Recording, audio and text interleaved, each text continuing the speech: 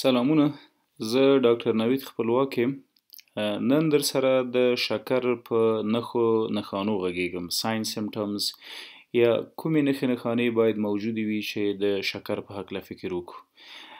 ګورئ، کله چې د وینې په جریان کې شکر یا ګلوکوز جګ شي او د اوږدې مودې دپاره جګ پاتې وي، دغه تکلیف ته موږ هایپرګلایسیمیا وایو. هایپرګلایسیمیا یا د وینې په جریان کې د شکر جګیدل. کله چې ګلوکوز په وینه کې زیاتیږي، نو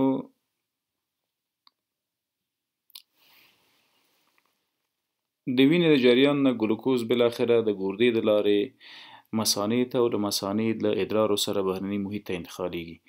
په ادرارو کې د ګلوکوز موجودیت ته ګلایکوسوریا وایي. ګلایکوسوریا یا د ګلوکوز موجودیت په یوریا یا ادرارو کې. کله ګلایکوسوریا او څنګه منځته راځي؟ ګورئ، کله چې ګلوکوز د وینې د جریان د لارې راغی، ګردې ته راننوته، دا زموږ کډني یا ګرده ده،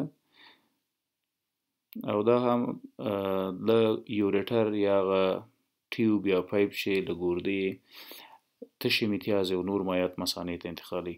که موږ دغه ساحه واخلو، زوم یې کړو، د مایکروسکوپ لاندې وګورو، نو د ګردې د وظیفوي واحد یا فنکشنل یونټ یا نفران پکې لیدل کیږي. دا د نفران شکل ده. نفران یا هغه حجرات چې میلیونونه او میلیاردونه سره یوځای کیږي او بالاخره یوه ګرده جوړوي. نیورون مختلفې برخې لري. دې ساحې ته یې بومنز کپسول یا ګلومیرولر کپسول وایي. دقیق کوم ځای ته چې د وینې رګونه راځي، خواړه وړي او راوړي او له ګردې فلتر شوي مواد انتقالوي. دغه ساحه یې د پرکزیمل کانولیوټډ ټیبیول په نامه یادیږي یا PCT پرکزیمل کانولیوټډ ټیبیول. لاندې دا معینه ساحه یې دا د لوپ اف هنلي په نامه یادیږي او هر یو یې ځان ته مشخص وظایف لري. دا یوازې یوه حجره ده د ګردو. پرکزیمل کانولیوټډ ټیبیولز کله چې ګلومیرولر کپسول شروع کیږي، دا پرکزیمل کانولیوټډ ټیبیولز دي.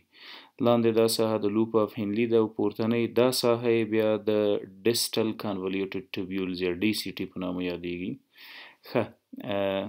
کله چې د وینې په جریان کې ګلوکوز زیات ول، یعنې دلته ګلوکوز ګردې ته زیات راځي ځکه د وینې په جریان کې زیات دي، او بالاخره د همدې لارې نه د نفرانونو د لارې نه انتقالیږي چیرته؟ کولکټینګ ډکټ ته، CT یا کولکټینګ ډکټ. تشې میتیازې یا ادرار دلته په دې ټیوب کې انتقالیږي او له دې نه همداسې ځي بالاخره مثانې ته یا یورینري بلډر ته، او د یورینري بلډر نه بالاخره وځي بهرني محیط. په نورمالو حالاتو کې څه پیښیږي؟ لومړی باید په دې پوه شو چې په نورمال وضعیت کې که شکر څوک ونه لري څه کیږي. کله چې د وینې په جریان کې ګلوکوز ګردې ته راننوځي، په نورمالو انسانانو کې راځي، دغه ګلوکوز بالاخره د یو څه بخش د پرکزیمل کانولیوټډ ټیبیول نه دغه ځای نه ری ابزارب کیږي، دوباره جذبیږي. چیرته؟ د وینې جریان ته. ری ابزاربشن. ګلوکوز، مالګه او یو څه اوبه بیرته جذبیږي. چیرته؟ د وینې جریان ته ځي او په دې رقم باندې ګلوکوز نه ضایع کیږي زموږ له وجوده. ګلوکوز، اوبه، سالټس یا ځینې ګټورې مالګې، دا په نورمالو انسانانو کې کله چې ګردې ته راننوځي، د بدن د تقاضا مطابق بیرته راځي د وینې جریان ته او د وینې جریان نه د بدن مختلفو سیمو ته ورځي. په شکر کې څه کیږي؟ دلته د وینې په جریان کې فرضاً دا د وینې یو رګ ده، دغه دلته شکر یا ګلوکوز جګ ده او له دې ځای نه ګردې ته راننوځي. د ګردې په دا پرکزیمل کانولیوټډ ټیبیول یا په دې ساحه کې د ری ابزاربشن یا د جذب دوباره یا د دویم ځل لپاره بیرته د جذب کېدو پروسه نوره سر ته نه رسیږي، ځکه هلته کانسنټریشن یا غلظت د وینې په جریان کې زیات ده. نو کله چې بیرته دوباره جذب نشي، دا ګلوکوز جمع د اوبو بیرون وځي او دلته که چیرې موږ ادرار معاینه کړو، نو ګلایکوسوریا یا د ګلوکوز موجودیت د وینې په جریان کې ثابتیږي. دا شوه یوه نښه. دا به کله موږ تشخیص کوو؟ کله چې خپل ادرار په لابراتوار کې معاینه کړو او په ادرارو کې زموږ دغه مواد موجود وي، ګلوکوز البته. دا شوه یوه نښه. که چیرې په تشو میتیازو کې د ګلوکوز موجودیت و، نو باید د شکر په هکله څېړنې وکړو. حتما د وینې په جریان کې شکر جګ و او ګردې ونه شو کولی چې دوباره یې جذب کړي، همدا شو چې د تشو میتیازو کې راووت. تاسو پوهیږئ چې کله هم ګلوکوز بهرني محیط ته د تشو میتیازو د لارې وځي، نو د ځان سره اوبه انتقالوي. پولی یوریا یا ډېرې تشې میتیازې کول، بار بار تشناب ته تګ او بار بار تشې میتیازې کول، د دې معنا څه ده؟ کله چې ګلوکوز د ګردې د لارې د ګردې دغو حجراتو ته راننوځي او بهرني محیط ته انتقالیږي، نو یو ګلوکوز د ځان سره 4 مالیکوله اوبه انتقالوي. دا ګلوکوز ده دغسې د 4 مالیکولونو سره اوبو سره اشباع کیږي او بهرني محیط ته وځي. د ګلوکوز له بهر وتلو سره اوبه هم وځي، نو د تشو میتیازو مقدار زیاتیږي. دې ته وایي پولی یوریا. نو د ګلایکوسوریا یا په تشو میتیازو کې د ګلوکوز موجودیت ترڅنګ بار بار تشناب ته تګ، ډیر تشناب ته تګ او ډیرې تشې میتیازې کول هم د شکر یوه نښه ده. تاسو د یوې شیبې دپاره فکر وکړئ، فرضاً دا زموږ د وینې یو رګ ده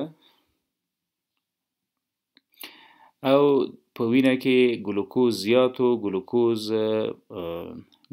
ګلوکوز د وینې په جریان کې زیات و، همداسې راغی ګردې ته او د ګردې د لارې د اوبو سره بهرني محیط ته ووت. د وینې په جریان کې اوبه کمیږي. کله چې اوبه کمې شولې، دلته د وینې جریان کې چې کله هم اوبه کمیږي، نو د مریض تنده زیاتیږي، ترست زیات شي. کله چې تنده زیاته شوله، نو موږ معمولا اوبه زیاتې څښو. بله نښه چې د شکر په مریضانو کې لیدل کیږي هغه پولی ډپسیا ده. پولی ډپسیا یا زیات تږي کیدل او ډیرې اوبه څښل. که چیرې یو انسان په شکر مبتلا وي، د دغه میکانیزم د وجې چې اوس مو تشریح کړ، بهرني محیط ته د مثانې د لارې ګلوکوز ځي، ګلوکوز د ځان سره اوبه وړي، اوبه د وینې په جریان کې کمیږي. کله هم چې اوبه د وینې په جریان کې کمې شولې، دلته زموږ په مغزو کې په هایپوتلمس کې ترست سنټر فعاله کیږي او د تندې احساس کوو. دلته به نو مسلماً د تندې نه وروسته به موږ ډېرې اوبه څښو. که چیرې اوبه زیاتې وڅښو د حد د نورمال اندازې نه او تنده مو هم له نورمال اندازې زیاته وي، تشې میتیازې هم زیاتې وکړو، د ګلوکوز موجودیت هم په تشو میتیازو کې ثابت وي، دا د شکر نښې دي. باید د شکر په وړاندې خپل تدابیر ونیسو، معاینات یې وکړو. که متاسفانه مبتلا یې شو، د درملنې تدابیر هم د ځان سره ولرو. اوس راځو بلې مهمې موضوع ته. د وینې په جریان کې که چیرې ګلوکوز زیات شو، دا د وینې یو رګ ده، ګلوکوز د وینې په جریان کې زیات ده او حجراتو ته نه ځي، ځکه نه ځي چې انسولین نه تولید کیږي او په شکر هم مبتلا یو. څه پیښیږي بالاخره؟ وجود د انرژۍ دپاره مجبور و مکلف ده چې له بلې منبع نه استفاده وکړي. هغه منابع څه دي؟ یو لیپیډز یا شحمیات دي او بل پروټینونه دي. کله چې شحم او پروټینز د انرژۍ د تولید لپاره استفاده شي، نو دغه شحمیات فرضاً په فری فټي اسیډز یا د شحمیاتو په کوچنیو یونټونو باندې تبدیلیږي. دغه فری فټي اسید سوځیږي او بالاخره د سوځیدو نه وروسته انرژي جوړیږي د ای ټي پی په شکل باندې، اډینوسین ټرای فاسفیټ، او ورسره کیټون باډیز جوړیږي چې بیا په دې وروسته غږیږو کیټون باډیز یا اسیټونز څه دي او کومې ناروغۍ کولی شي منځته راولي. معمولا تنفسي ناروغۍ منځته راولي، حتی د مرګ سبب ګرځي، چې دا د ډایبټیک کیټواسیډوسس موضوع ده، په دې بیا مفصلا غږیږو.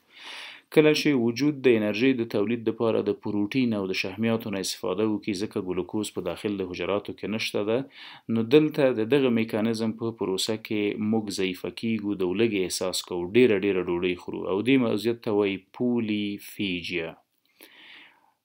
پولیفیجیا معنا څه؟